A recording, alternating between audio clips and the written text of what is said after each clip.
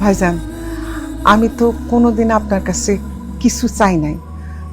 বোন হিসেবে আপনার কাছে একটা জিনিস চাই, আপনার কিন্তু দিতে হইব ভাইজান। আরে দেওয়া থোয়ার কথা পরে, কি চাও আবদারটা কি ওইটা তো আমাকে বুঝতে হইব, তারপরে আমরা কথা দিতে পারবো দিমু কি দিমু না। ভাবি, আমি রাজু আর জোনাকির বিয়ের প্রস্তাব নিয়ে আইছি। আমার মাফ করে দিস বোন, তোর এই প্রস্তাব আমি রাখতে পারলাম না। কেন রাখতে পারবেন না ভাইজান? কেননা আত্মীয়দের সঙ্গে আমি আত্মীয়তা করতে চাই না, ব্যাস। মামা, আত্মীয়তার মধ্যে আত্মীয়তা করলে সমস্যা কি? তাছাড়া আমি জোনাকিরে ভালোবাসি। এই ভালোবাসা আমরা মানি না। আত্মীয়তার মধ্যে সম্পর্ক করলে সেই সম্পর্ক কোনোদিন টিকে না। পুরান আত্মীয়তার সম্পর্ক আরো নষ্ট হয়ে যায়। আত্মীয়তা আমরা আছি, আবার নতুন করে ভেজাল বাজায় লাভ কি? তোমার মামাও যেহেতু বলছে এটাতে রাজি না, আমিও রাজি না। তোমরা আসতে পারো। আচ্ছা ভালো কথা, দুপুর হয়ে গেছে, একটা ডাল ভাত খেয়ে যাও। মা, আব্বা, রাজু ভাই আমি দুজনের ভালোবাসি। আমগো ভালোর কথা চিন্তা করে, আমগো সুখের কথা চিন্তা করে এই সম্পর্কটা মাইনা নাও, নাইলে আমরা দুইজন মরে যাবো। মইরা গেলে মরে যাবি, কবর দিয়ে আসবো, কিন্তু আমার ভাগ্নের সঙ্গে তোর বিয়ে দেবো না। মামা, এখন কিন্তু আপনি বেশি বাড়াবাড়ি করতেছেন। কেন বিয়ে দিবেন না জোনাকিরে আমার কাছে? আমি কি দেখতে খারাপ, নাকি অশিক্ষিত, নাকি কোনো কিছুর অভাব আছে আমাকে?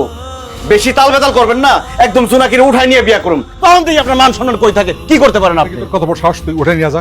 আমার মেয়ের গায়ে হাত দিলে না তো আমি কল্লা ফলা দেবো। ফলাই দেন কল্লা, বাইরে ফেলান, তাও জোনাকিরে ছাইরে আমি এখান থেকে যাবো না। জোনাকি চল, আয়। এই!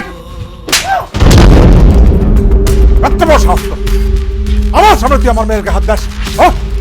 বেরো, তোর সব কটা বেরো, বেরো আমার বাড়ি থেকে, তাহলে ঘাট ধাক্কা দিয়ে বার করে দেবো। বেরো, বেরো। আপনি আমার বয়সে বড়, আমার বউয়ের বড় ভাই হইয়া পার পায়ে গেলেন আমার ছেলের গায়ে হাত দিয়া। যে কেউ আমার ছেলের গায়ে হাত দিব, আমি তারে 10 হাত মাটির নিচে পুঁতে ফেলাবো। আজকে থেকে আমার কোনো শ্বশুর বাড়ি নাই।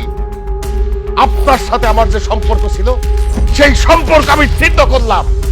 জীবনে কোনোদিন আমি এই বাড়িতে আর আসুম না। রাজু, তোরে আমি কইতেছি, জোনাকিরে ভুলা যা। বাপ হিসাবে তোর প্রতি আমার আদেশ। ভাইজান, আমার বাপ মা যেদিন মারা গেছে আমি এতটা কষ্ট পাই নাই। আমি যতটা কষ্ট পাইছি আজকে আপনি আমার সামনে, আমার স্বামীর সামনে আমার সন্তানের গায়ে হাত দিচ্ছে। আমি জীবনে বাইসে থাকতে আপনারে আর ভাই বইলা পরিচয় দিব না। আর রাজু, তোরে বলি, এরপর তার মেয়েরে যদি তুই কোনোদিন আর বিয়ের চিন্তা করস, তাইলে তুই আমার মরা মুখ দেখবি।